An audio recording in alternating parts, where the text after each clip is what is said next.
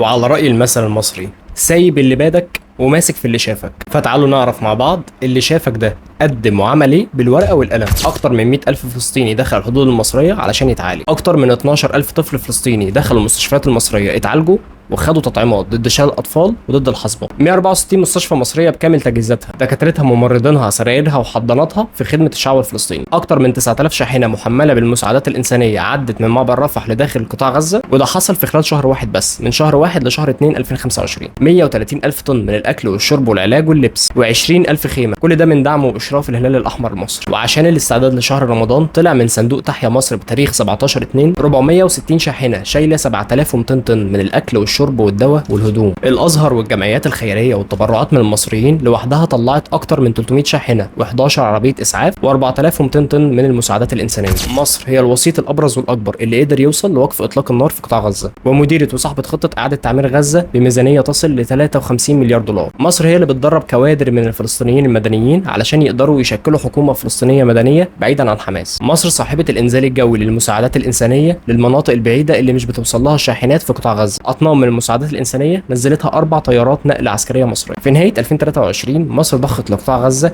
189 الف لتر من الوقود، البنزين والسولار والغاز، بالاضافه لاضعافهم من المياه الصالحه للشرب. وكل ده علشان قطاع غزه يقدر يشغل المستشفيات ويقدر يولد الكهرباء اللازمه للقطاع. مصر شاركت مع الهلال الاحمر الفلسطيني في انشاء المستشفى الميداني في خان يونس، ومن كام يوم بالظبط يوم 31/7/2025 ومن معبر كرم ابو سالم عدى 840 طن دقيق و450 طن من المساعدات الانسانيه والاغذيه الاخرى. وبكده الهلال الاحمر المصري والحكومه المصريه وتبرعات المصريين ومؤسسه الازهر عدوا أكتر من 35 ألف شاحنة عليها 130 ألف طن من المساعدات الإنسانية منذ بداية الأزمة. وبكده مصر هي الداعم الأول والمساند للقضية الفلسطينية وللشعب الفلسطيني خلال الأزمة. للعلم يا جماعة، معبر رفح ده مش عبارة عن خط واحد أو سور واحد ببوابة واحدة ممكن يتفتح ويتقفل كده، لأ، هو عبارة عن خطين، سورين ببوابتين.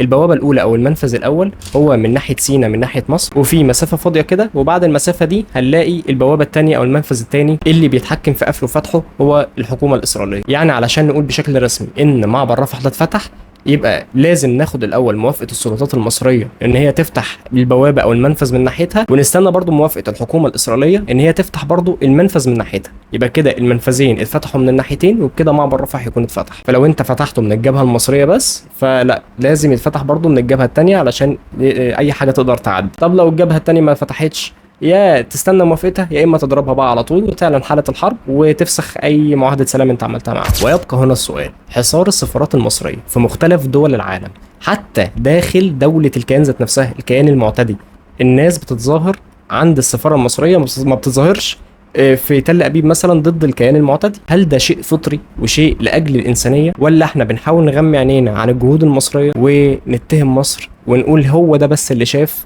وملناش دعوه باللي اعتدى بس؟ فاكيد الاجابه واضحه. وكان معكم حوار سكريبت مسلم، ويلا اقعدوا بالعافيه.